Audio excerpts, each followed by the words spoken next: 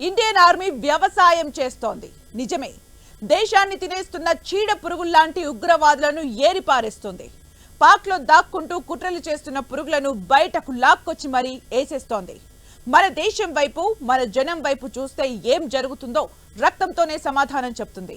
పాక్ గడ్డపై ఉగ్రవాదులు పిట్టల్లా ఎగిరిపోతున్న వేళ జనంలో వినిపిస్తున్న మాటలవి. టెర్రరిస్టుల్ని లేపేయడం వెనుక ఎవరున్నారన్న సంగతి ఎలా ఉన్నా, లష్కరే కీలక ఉగ్రవాది హతం తర్వాత కొత్త చర్చ మొదలైంది. ఒక్కడు పోతే ఏదో అనుకోవచ్చు, కీలక నేతలను క్యూలో పెట్టి మరీ లేపేస్తున్నారు. అసలేం జరుగుతోంది?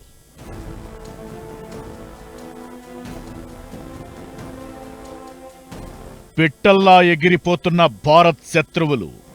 పాక్ గడ్డపైనే ఒక్కొక్కరుగా ఉగ్రవాదుల హతం. చీడ పురుగుల్లాంటి ఉగ్రవాదులను లేపేస్తోందెవరు? ఇది జస్ట్ టీజర్ మాత్రమేనా? ఉగ్రవాదులు ఇక రోజులు లెక్క పెట్టుకోవాల్సిందేనా? ఎక్కడ దాక్కున్నా వదిలేదే లేదా? నెక్స్ట్ హిట్ లిస్ట్లో ఉన్న ఉగ్రవాదులెవరు? ప్రపంచంలో డేంజర్ వెపన్స్ లేవు, డేంజరస్ మనుషులు తప్ప. ఉగ్రవాదులు అలాంటి వాళ్లే. వాళ్లనేసేందుకు రూల్స్ ను పక్కన పెట్టడంలో తప్పులేదు. భారత్ మంచితనాన్ని అడ్డు పెట్టుకుని ఆ పాపిష్టి పాక్ సాయంతో టెర్రర్ గ్రూప్లు చేసిన దారుణాలు అన్నీ ఇన్ని కావు. ఇప్పుడు సీన్ మారింది. ఇది నయా ఇండియా. ఎవరికి అర్థమయ్యే భాషలోనే వారికి ఆన్సర్ చెప్తాం. ప్రపంచంలో ఎక్కడ దాక్కున్నా భూమి చివరి వరకు వెంటాడుతాం. ఇప్పుడు అదే జరుగుతోంది. ఉగ్రవాది కనిపించడం కాదు, ఆ పేరు కూడా వినిపించొద్దని భారత్ డిసైడ్ అయింది. టెర్రరిస్ట్ కనిపిస్తే వేసేయడమే. ఇంకా ఇలాంటి తరుణంలో మన దేశంలో విధ్వంసం సృష్టించిన వాళ్లు, సృష్టించాలనుకుంటున్న వాళ్లు, భారత్ శత్రువులు ఒక్కొక్కరుగా రక్తపు మడుగుల్లో తేలుతున్నారు. దేశాన్ని తినేస్తున్న పురుగులన్నీ ఒక్కొక్కటిగా లేచిపోతున్నాయి. లష్కరే తోయిబా కీలక ఉగ్రవాది సైఫుల్లా ఖలీద్ పాకిస్తాన్లో కుక్కచావు చచ్చాడు. పాకిస్తాన్లోని సింధ్ ప్రావిన్స్ లో గుర్తు తెలియని దుండగులు Lashkar-e-Taiba top commander Razaullah Nizamani alias Abu Saifullah Khalid ను ఏసేశారు. మట్లీ నగరంలోని ఫాల్కారా చౌక్ సమీపంలో అతన్ని కాల్చి చంపేశారు. నిజానికి సైఫుల్లా ఖలీద్ కు ఐఎస్ఐ సెక్యూరిటీ ఇస్తోంది. ఇంటి నుంచి బయటకు రావద్దని చాలాసార్లు హెచ్చరించింది కూడా. అయితే ఏదో పని మీద అలా అడుగు పెట్టాడో లేదో సైఫుల్లాను వేసేశారు. గుర్తు తెలియని వ్యక్తులు కాల్పులు జరపడంతో ఖలీద్ అక్కడికక్కడే చనిపోయాడు. భారత్లోని నాగ్పూర్, రాంపూర్, బెంగళూరు దాడుల్లో సైఫుల్లా ఖలీద్ హస్తం ఉంది. ఫేక్ ఐడితో నేపాల్లో తలదాచుకున్న సైఫుల్లా ఖలీద్ ఈ మధ్య సింధ్ ప్రావిన్స్ కు మకాం మార్చాడు. పెహల్గాంలో దాడికి పాల్పడ్డ ఉగ్రవాదులు భారత్లో చొరబడేందుకు సైఫుల్లా సహకరించినట్లు పోలీసులు గుర్తించారు. సైఫుల్లా అనే ఎల్ఈటి టాప్ లీడర్ కరాచీలో ఆగంతకుల చేత చంపబడ్డాడు.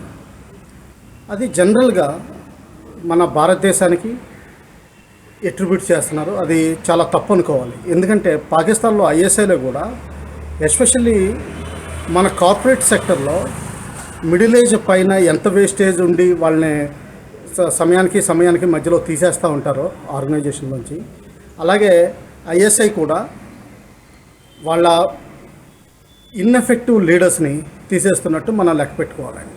సైఫుల్లా ఖలీద్ కు మొత్తం 9 ఫేక్ పేర్లు ఉన్నాయి. అసలు పేరు రజావుల్లా నిజామానీ. కశ్మీర్లో ఉగ్రవాద కార్యకలాపాల కోసం పంపించినప్పుడు అబూ సైఫుల్లాగా పేరు మార్చుకున్నాడు. వాడి పేర్లలో వినోద్ కుమార్ కూడా ఒకటి. లష్కరే నేపాల్ మాడ్యూల్ ఇన్ఛార్జిగా ఎక్కువ కాలం పనిచేశాడు. 2001లో ఉత్తరప్రదేశ్లోని రాంపూర్లోని సిఆర్పిఎఫ్ గ్రూప్ సెంటర్పై ఉగ్రదాడికి సైఫుల్లా ప్లాన్ చేశాడు. ఈ ఘటనలో 7 సైనికులు అమరులయ్యారు. 2005లో బెంగళూరు వరుస పేలుళ్ల వెనుక సైఫుల్లా కుట్ర ఉంది. ఆ తరువాత 2006లో నాగ్పూర్లోని ఆర్ఎస్ఎస్ ప్రధాన కార్యాలయంపై ఉగ్రవాదుల దాడి జరిగింది. దీని వెనక కూడా సైఫుల్లా హస్తముంది. అలాంటోడిప్పుడు సొంత గడ్డపై కుక్కచావు చచ్చాడు. Lashkar-e-Taiba top commander Abu Qatal alias Qatal Sindhi హతమైన 3 నెలల్లోనే సైఫుల్లా ఖలీద్ హత్య జరిగింది. నిజానికి ఈ ఇద్దరి కోసం భారత్ ఎప్పట్నుంచో జల్లెడపడుతోంది. 26/11 దాడుల సూత్రధారైన హఫీజ్ సయీద్ కు అబూ కటాల్ సన్నిహితుడు. లష్కరే సంస్థకు చీఫ్ ఆపరేషనల్ కమాండర్. జమ్మూ కశ్మీర్లోని పూంచ్, రజౌరీ ప్రాంతాల్లో జరిగిన దాడుల వెనక అబూ కటాల్ హస్తం ఉంది. కటాల్ది టార్గెటెడ్ డెత్ అని పాకిస్తాన్ అధికారులు చెబుతున్నారు. అయితే అసలు విషయం వేరే అన్నది జనం మాట్లాడుకుంటున్న మాట. సైఫుల్లా, కటాల్ మాత్రమే కాదు, గత 3 ఏళ్లలో టెర్రరిస్టు లీడర్లు ఒక్కొక్కరిగా హతమవుతున్నారు. లష్కరే తోయిబా, జైషే మొహమ్మద్, హిజ్బుల్ ముజాహిదీన్ సంస్థలకు చెందిన డజనుకు పైగా తీవ్రవాదులను చంపేశారు. వీళ్లంతా భారత్ మీద కుట్ర చేసిన వాళ్లే. సొంత గడ్డ, పైగా భారీ భద్రత, ఇలాంటి వాటి మధ్య కూడా ఉగ్రవాదులు ఒక్కొక్కరుగా లేచిపోతున్నారు. ఇదే ఇప్పుడు కొత్త చర్చకు దారితీస్తోంది. కటాల్, సైఫుల్లాతో పాటు గత ఏడాది కాలంలో హత్యకు గురైన ఉగ్రవాదులు ఎవరు? నెక్స్ట్ హిట్ లిస్టులో ఎవరున్నారు? ఈ హత్యల వెనుక ఎవరున్నారు? పాక్ సర్కార్ మాట ఏంటి? 26/11 సూత్రధారి హఫీజ్ సయీద్ ప్రాణాలు కూడా అబూ కటాల్తో పాటు గత మార్చిలోనే పోవాల్సింది. Just miss. ఇద్దరూ కలిసి తిరిగి వస్తుండగా గన్మెన్లు దాడి చేశారు. సయీద్ వాహనం మిస్ అయింది. కటాల్ చచ్చాడు. ఈ ఘటన తరువాత లష్కరే టాప్ లీడర్లకు ఐఎస్ఐ భద్రత పెంచింది. ఆ సెక్యూరిటీని దాటుకుని మరీ ఇప్పుడు సైఫుల్లాను ఏసేశారు. కటాల్, సైఫుల్లానే కాదు, ఐఎస్ఐ సంబంధం ఉన్నవాళ్లు, ఉగ్రవాదుల హత్యలు వరుసగా వెలుగుచూశాయి. Amir Hamza, retired Pakistan army brigadier, ఐఎస్ఐతో మంచి సంబంధాలున్నాయి. 2024 జూన్ 17న పాక్ పంజాబ్ ప్రావిన్స్ లోని జేలం జిల్లాలో గుర్తు తెలియని వ్యక్తులు చంపేశారు. భారత్ పై ఐఎస్ఐ చేసిన చాలా కుట్రల్లో హంజాకు హస్తముంది. 2018లో జమ్మూ కశ్మీర్లోని సుంజ్వాన్ ఆర్మీ క్యాంపుపై జరిగిన దాడి వెనక ఉన్నది వీడే. అమీర్ సర్ఫరాజ్ ఐఎస్ఐ అనుచరుడు. 2024 ఏప్రిల్లో లాహోర్లో గుర్తు తెలియని గన్మెన్ చంపేశారు. ఇక కశ్మీర్ లోయలో భద్రతా దళాల కాన్వాయ్పై దాడులకు ప్రణాళిక రచించిన లష్కరే కమాండర్ అద్నాన్ అహ్మద్ అలియాస్ అబూ హంజలాను 2023 డిసెంబర్ 3న గుర్తు తెలియని వ్యక్తులు కరాచీలో చంపేశారు. ఇక 2015లో ఉధంపూర్ బీఎస్ఎఫ్ కాన్వాయ్పై దాడి, 2016 పాంపోర్లో సిఆర్పీఎఫ్ కాన్వాయ్పై దాడి ఘటన వెనుక కీలకంగా హంజలా హస్తముంది.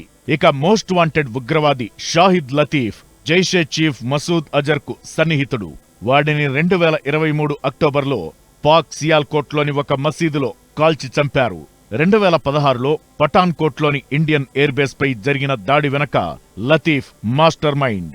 ఈ ఘటనలో 7 ఐఏఎఫ్ అధికారులు చనిపోయారు. ఈ ఘటన తరువాత భారత్ పాక్ మధ్య ఉద్రిక్తతలు చెలరేగాయి. ఈ విధంగా ఆపరేషన్ సింధూర్ ఎలర్ట్గానే ఉంటుంది.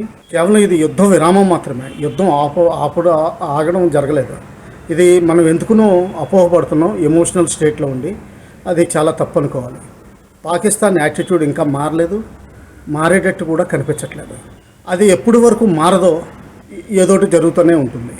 లష్కరే ఉగ్రవాద సంస్థ టాప్ కమాండర్ రియాజ్ అహ్మద్ను 2023 సెప్టెంబర్లో గుర్తు తెలియని వ్యక్తులు చంపేశారు. 2023 జనవరిలో జమ్మూ కశ్మీర్ రజౌరీ ఉగ్రదాడి వెనుక ప్రధాన కుట్రదారుల్లో రియాజ్ ఒకడు. రాజౌరి జిల్లాలోని ధంగ్రీ గ్రామంలో ఉగ్రవాదులు విచక్షణారహితంగా కాల్పులు జరిపారు. ఇందులో 7 సామాన్యులు చనిపోయారు. ఇక మిస్త్రీ జహూర్ ఇబ్రహీం 1999లో ఇండియన్ ఎయిర్లైన్స్ ఫ్లైట్ IC-814 హైజాకర్లలో ఒకడు. 2022 మార్చి 1న కరాచీలో గుర్తు తెలియని వ్యక్తులు చంపేశారు. నలుగురితో కలిసి 1999 డిసెంబర్ 24న ఖాట్మండు నుంచి న్యూఢిల్లీకి వెళుతున్న IC-814 ఫ్లైట్ ను ఇబ్రహీం హైజాక్ చేశాడు. వీళ్లతో పాటు మోస్ట్ వాంటెడ్ ఖలిస్తానీ ఉగ్రవాది పరంజీత్ సింగ్ పంజ్వార్ ను లాహోర్లో గుర్తు తెలియని వ్యక్తులు కాల్చి చంపేశారు.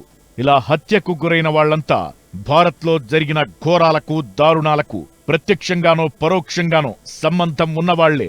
ఇలా భారత్ శత్రువులు ఒక్కొక్కరిగా ఖతమవుతున్నారు.